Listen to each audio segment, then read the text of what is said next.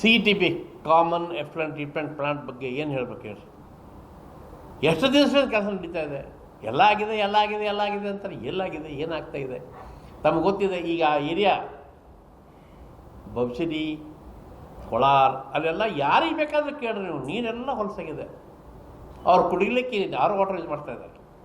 Fact ಇದೆ. CETP ಆಗಬೇಕಾ ಬೇಡ? ಚಾಲೂ ಮಾಡಿ ಎಷ್ಟು ವರ್ಷ ಆಯಿತು? ಲ್ಯಾಂಡ್ ತೊಗೊಂಡಿದ್ರು ಒಂದು ಕಡೆ ಮಾಡಬೇಕಂದ್ರು ಹೀಗೆ ಪೋಸ್ಟ್ಪೋನಿಂಗ್. ನಿಮ್ಮ ಎದುರೇ ಅಂದರೆ ಮಿನಿ ವಿಧಾನಸೌಧ 11 ವರ್ಷ ನೋಡ್ತಾ ಇದ್ದೀರಾ. ಅಂದರೆ ನಾನು ನಂಬೋದೇನು, ಇಚ್ಛಾಶಕ್ತಿ ಬೇಕು, ಮಾಡಬೇಕಂತ ಇಚ್ಛೆ ಬೇಕು, ಮಾಡೋಣ. ಸಹಕಾರ ಬೇಕು ಎಲ್ಲರದು. ನಾವೆಲ್ಲ ಎಲ್ಲದೂ ಕೂಡ ಅವ್ರ ಅಂದಿದ್ದಕ್ಕೆ ಹೋಗೋಣಕತ್ತೀವಿ ಎಲ್ಲರೂ. ನಾವೀಗ ಆಯ್ತು ಸರ್ ಇಲ್ಲೇ ಮಾಡ್ರಪ್ಪ. 4 ವರ್ಷದಿಂದ ನಾ ಹೇಳಿವ್ರಿ, ಎಲ್ಲಿ ಮಾಡೋದ ಅಲ್ಲೇ ಮಾಡ್ರಪ್ಪ, ನಮಗೆ ಅಭ್ಯಂತರ ಎಲ್ಲರ ಒಂದು ಆಗಲಿ, ಜನರಿಗೆ ಸರ್ವಿಸ್ ಸಿಗಲಿ ಅಂಬುದಷ್ಟೇ ಇಚ್ಛೆ ನಮ್ಮದು. ಆಮೇಲೆ ಬೀದರ್ ಗುಲ್ಬರ್ಗ ರೈಲ್ವೆ ಲೈನ್ ಆದ ಮೇಲೆ ನಮ್ದು ಏನು ಇದು ರೈಲ್ವೆ ಈ ಹೊಸ ಲೈನ್ ಹಾಕಬೇಕಾದ್ರೆ ಸರ್ವೆ ಮಾಡ್ತಾರೆ, ವಯಬಲ್ ಅದಾವ ಅಥವಾ ಇಲ್ಲ. ಇದು ಬರೀ ಬೀದರ್ ಗುಲ್ಬರ್ಗ ಇಂಟರ್ಸಿಟಿ ಸರಿಯಾಗಿ ಅಲ್ಲಿದು ಸರ್. ಭಾಳಷ್ಟು ನಮಗೆ ನಾರ್ತಿಗೆ ಹೋಗ್ಲಿಕ್ಕೆ ನಮಗೆ ಕನೆಕ್ಷನ್ ಬೇಕು. ದಿಲ್ಲಿ ಹೋಗ್ಲಿಕ್ಕೆ, ಅಮೃತ್ಸರ್ ಹೋಗ್ಲಿಕ್ಕೆ, ಈ ಗುರುದ್ವಾರಕ್ಕೆ ಭಾಳ ಜನ ಬರ್ತಾರೆ. ಅದು ಅನುಕೂಲ ಆಗಬೇಕು. ಇಲ್ಲಿ ಭಾಳಷ್ಟು ಗುಲ್ಬರ್ಗದ ರಶ್ ಭಾಳಾಗಿದೆ. ಗುಲ್ಬರ್ಗ ಏನಾಗಿದೆ, ಸ್ಟೇಷನು ಕಂಜೆಸ್ಟೆಡ್ ಆಗಿದೆ. ಸೊ ನಮಗೇನು ಇಲ್ಲ ಆಯ್ತು ಅಂದ್ರೆ ಭಾಳಷ್ಟು ಟ್ರೈನ್ ಇಲ್ಲಿ ಬರ್ತಾವೆ, ನಮ್ಗೆ ಸೌಲಭ್ಯ ಸಿಗ್ತೈತಿ, ಟೂರಿಸಮ್ ಬೆಳೆಸಿ. ಇಲ್ಲಿ ಮೇನ್ ಅದು ಸರ್. ರೊಕ್ಕ ಏನು ಬರ್ಬೇಕು ಬೀದರ್ದವ್ರಿಗೆ ಹೇಳಿ. ಇದೇ ಕಬ್ಬು ಹಾಲಾದ್ರೆ ಗೊತ್ತಿಲ್ಲ ನಮಗೆ. ಹೊಸ ರೊಕ್ಕ ಬರಬೇಕಾದ್ರೆ ಹೊರಗಿನ ಜನ ಬರಬೇಕಲ್ಲ ಇಲ್ಲಿಗೆ, ಟೂರಿಸಮ್ ಡೆವಲಪ್ ಆಗಬೇಕು. ನಮ್ಮ ಬೀದರ್ ಜಿಲ್ಲೆಗೆ ಇರುವಂಥ ಎಲ್ಲ ಪ್ರವಾಸಿ ತಾಣಗಳು ಏನವಲ್ಲ ಅವಕ್ಕೆ ಡೆವಲಪ್ ಮಾಡಬೇಕಂತ ಬಂಡೆಪ್ಪರು ಭಾಳ ಇಂಟ್ರೆಸ್ಟ್ ತೊಗೊಂಡಿದ್ರು. ಒಂದು ಕಮಿಟಿ ಫಾರ್ಮ್ ಮಾಡಿದ್ರು, ಟೂರಿಸಮ್ ಕಮಿಟಿ ಅಂತೇಳಿ. ಅವ್ರು ಫಸ್ಟ್ ಅಗ್ರಿಕಲ್ಚರ್ ಮಿನಿಸ್ಟರ್ ಆದಾಗ ಹಳೆ ಡಿ ಸಿ ಮನೆಯಲ್ಲ ಅಲ್ಲಿ ಮೀಟಿಂಗ್ ಮಾಡಿದ್ರು. ಒಂದು ಎಲ್ಲ ಪ್ರಯತ್ನ ಅದು ಅಲ್ಲಿಗೆ ನಿಂದ್ರಾಕತ್ತವಂತ ನಾನು ನಂಬೋದು. ಪ್ರವಾಸೋದ್ಯಮ ಭಾಳ ಸ್ಕೋಪ್ ಇದೆ. ಮುಂದೆ ಬರ್ತಾ ಈಗ ಹಾಲತ್ ಹಿಂಗಾಗಿದೆ. ರೈಲ್ವೆನೂ ಅಲ್ಲಿಗೆ ನಿಂತು. ಈಗ ನಮ್ಮ ಬೀದರ್ ಗುಲ್ಬರ್ಗಕ್ಕೆ ಇಂಟರ್ಸಿಟಿ ಓಡಾಡ್ತಾ ಇದೆ. ಕೆಲವು ಟ್ರೈನ್ಸ್ ಶಿಫ್ಟ್ ಮಾಡ್ಬೋದು, ಈ ಕಡೆ ಮಾಡ್ತಾ ಇದ್ದಾರೆ, ಆಗಿವೆ. ಬಟ್ ನಮಗಿನ್ನೂ ದಿಲ್ಲಿಗೆ ಹೋಗ್ಬೇಕಲ್ಲ ಒಂದು ಸಲ. ದಿಲ್ಲಿಗೆ ದಕ್ಷಿಣ ಕಡೆ ನಮ್ಗೆ ಇದು ಅವ್ರ ಪ್ರಪೋಸಲ್ಲಾಗಿ ಇತ್ತು. ಯಾಕೆ ಮಾಡ್ತಾ ಇದ್ದಾರೆ ಅಂದರೆ ಇದು this area should be connected to north, ದಕ್ಷಿಣ ಭಾಗಕ್ಕೆ ಇದು ಹೋಗೋ ಸಲುವಾಗಿ. ಸರಿ ನಾರ್ತ್ ಆ ಕಡೆ ಹೋಗೋ ಸಲುವಾಗಿ ಅದು ಮಾಡಬೇಕಂತ. ಈ ರೀತಿ ಭಾಳಷ್ಟು. ಈಗ ಮೊನ್ನೆ ನೋಡ್ರಿ, 10 ರೂಪಾಯಿ ನೋಟು, 10 ರೂಪಾಯಿ ಕಾಯಿನ್ಸ್ ಎಕ್ಸೆಪ್ಟ್ ಮಾಡ್ತಾ ಇಲ್ಲ ಇಲ್ಲಿ. We went to bank said no it is legal tender. ಅವರು ಪ್ರೆಸ್ ನೋಟ್ ಕೊಟ್ಟರು, ನಾವು ಪ್ರೆಸ್ ನೋಟ್ ಕೊಟ್ಟಿವಿ. ಅಂದರೆ ಏನಿದೆ ಈ ರೀತಿ ಎಲ್ಲದರಲ್ಲಿ ನಾವು ಚೇಂಬರ್ ಆಫ್ ಕಾಮರ್ಸ್ ಸಾಧ್ಯ ಆದಷ್ಟು ರಾಜಕೀಯ ಮುತ್ಸದ್ದಿಗಳ ಜೊತೆಗೇ ಇದ್ದೀವಿ ನಾವು. ಯಾರೇ ಮುತ್ಸದ್ದಿ ಬರೋರು ಹೇಳ್ತೀವಿ, ಹೇಳಿರು ಸ್ಪಂದನೆ ಮಾಡ್ತಾರೆ. ಬಟ್ ಸಕ್ಸಸ್ ರೇಟ್ ಭಾಳ ಕಡಿಮೆ ಇದೆ ಅಂತ ನನಗೆ ಅನಿಸ್ತಾ ಇದೆ. ಈಗಿನ ಇಶ್ಯೂ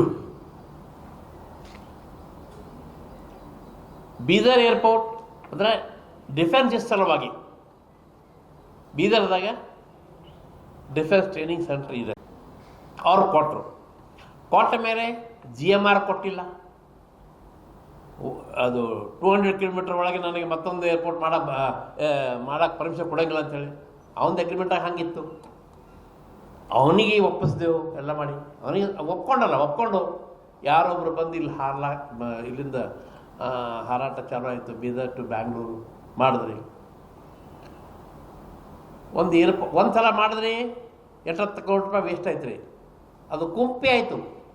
ಯಾರೋ 10-12 ವರ್ಷ ಅದು ಯೂಸೇ ಆಗಿಲ್ಲ. ಡಿಲೇ ಆಗ್ಲಿಕ್ಕೆ ಕಾರಣ ಅಂದರೆ ಮೊದಲ ಡಿಫೆನ್ಸ್ ಪರ್ಮಿಷನ್ ಕೊಟ್ಟಿಲ್ಲ, ಪ್ರೈವೇಟ್ ಪ್ಯಾಸೆಂಜರ್ಸಿಗೆ ನಾವು ಅಲೋ ಮಾಡ್ತೀವಿ ಅಂತೇಳಿ.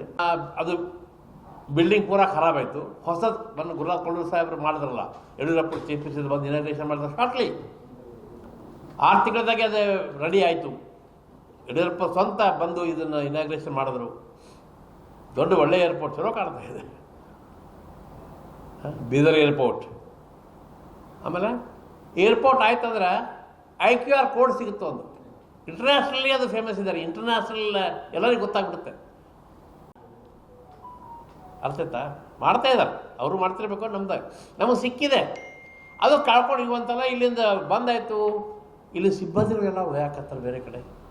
60 ಜನ ಸಿಬ್ಬಂದಿ ಅದಾರ ಇಲ್ಲಿ. ಇಲ್ಲಿಂದ ಸಿಬ್ಬಂದಿ ಎಂಥವ್ರ ಗೊತ್ತಾ? ಬಾರ್ಡರ್ ಸೆಕ್ಯೂರಿಟಿ ಫೋರ್ಸ್ ಕೆಲಸ ಮಾಡ್ತಾರಲ್ಲ, ಅಲ್ಲ ಬಿಜಾಪುರದಲ್ಲಿ ಯಾರೇ ಇರಲಿ, ಅವ್ರ ಟ್ರೈನಿಂಗ್ ಹೆಂಗಾಗಿರುತ್ತಂದ್ರೆ ಬಾರ್ಡರ್ ಸೆಕ್ಯೂರಿಟಿದಾಗ ಕೆಲಸ ಮಾಡ್ತಾರಲ್ಲ, ಆ ಟ್ರೈನಿಂಗ್ ಆಗಿ ಇದು ಕರ್ನಾಟಕ ಸ್ಟೇಟ್ದಾಗ ಇಂಡಸ್ಟ್ರಿಯಲ್ ಪೊಲೀಸ್ ಅಂತ ಒಂದು ಅಕಾಡೆಮಿ ಇದೆ, ಅಲ್ಲಿ ಸೆಲೆಕ್ಷನ್ ಆಗುತ್ತೆ. Karnataka state industrial security force ಅಂತ ಇದೆ, ಅವ್ರಿಗೆ ಸೆಲೆಕ್ಷನ್ ಆಗುತ್ತೆ ಸ್ಟೇಟ್ ಲೆವೆಲ್ದಲ್ಲಿ. ಅವ್ರಿಗೆ ಟ್ರೈನಿಂಗ್ ಹೆಂಗೆ ಕೊಡ್ತಾರಂದರೆ, ಹಂಗೆ ಬಾರ್ಡರ್ ಸೆಕ್ಯೂರಿಟಿ ಫೋರ್ಸಾಗಿ ಆಗುತ್ತಲ್ಲ ಅಷ್ಟೆಲ್ಲ ಟ್ರೈನಿಂಗ್ ಕೊಟ್ಟು ಇವರಿಗಿಲ್ಲ.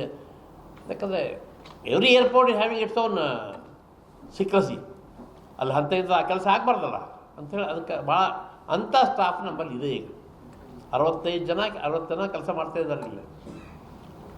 ಅದ್ರಾಗೆ ನಾನು 20-22 ಜನ ಬೀದರ್ದಾರ, ಎಲ್ಲರೂ ಇಲ್ಲವ್ರು ಇಲ್ಲ. ಈಗ ಅದು ಹಠತ್ತಾಗಿ ಅದು ಬಂದಾಗ್ಬಿಡ್ತು. ಗೌರ್ಮೆಂಟ್ ಅವರಿಗೆ SP ಆಫೀಸಿಗೆ ಕೆಲವು ಜನ ಡೆಪ್ಯೂಟ್ ಮಾಡಿದ್ದಾರೆ, ಕೆಲಸ ಮಾಡ್ತಾ ಇದ್ದಾರೆ. ಈಗ ಒಂದು ಆರ್ಡರ್ ಆಗಿದೆ, ಈಗ ಒಂದು ಆದೇಶ ಏನು ಹೊರಡಿಸಿದ್ದಾರೆ, ಇಲ್ಲಿ ಖಾಲಿ ಆದ ಜನ ಇವರು ಎಲ್ಲರಿಗೂ ಬಿಜಾಪುರ ಹಾಕಿಬಿಡ್ರಿ, ಬಿಜಾಪುರ ಏರ್ಪೋರ್ಟ್ ಒಬ್ಬರಿಗೆ ಬೇಕಾಯ್ತು ಅಂತೇಳಿ. ಅದು ನಮಗೆ ತಿಳಿದ ಮೇಲೆ ನಾವು ಇದು ಭಾಳ ತಪ್ಪಾಗುತ್ತಲ್ಲಪ್ಪ, ಮತ್ತು ಯಾವಾಗ ನೋಡ್ಬೇಕು ನಾವು ಇಲ್ಲಿಂದ ಫ್ಲೈಟ್ ಹಾರೋದು? ಇಲ್ಲ, ಪೊಲೀಸ್ ಲೆವೆಲ್ದಾಗ ಪೊಲೀಸ್ ಸ್ಟಾಫಿಗೆ ಟ್ರಾನ್ಸ್ಫರ್ ಮಾಡೋದು ಕೆಲಸ, ಇಂಟರ್ನಲ್ ಸೆಕ್ಯೂರಿಟಿ ಕೆಲಸ ಇದು. ಇವ್ರ್ಯಾರು ಮಾಡಿಲ್ಲ. ಇಂಟರ್ನಲ್ ಸೆಕ್ಯೂರಿಟಿ ಇರ್ತಲ್ಲ ನಮ್ಮಲ್ಲಿ, ಇಲ್ಲಿ ನಾ ಹೇಳ್ದ ಈ ಸ್ಟಾಫ್ ಹಿಂಗಿರ್ತಾರೆ ಅಂಥೇಳಿ. ಇಂಟರ್ನಲ್ ಸೆಕ್ಯೂರಿಟಿ ಆಂತರಿಕ ಭದ್ರತೆ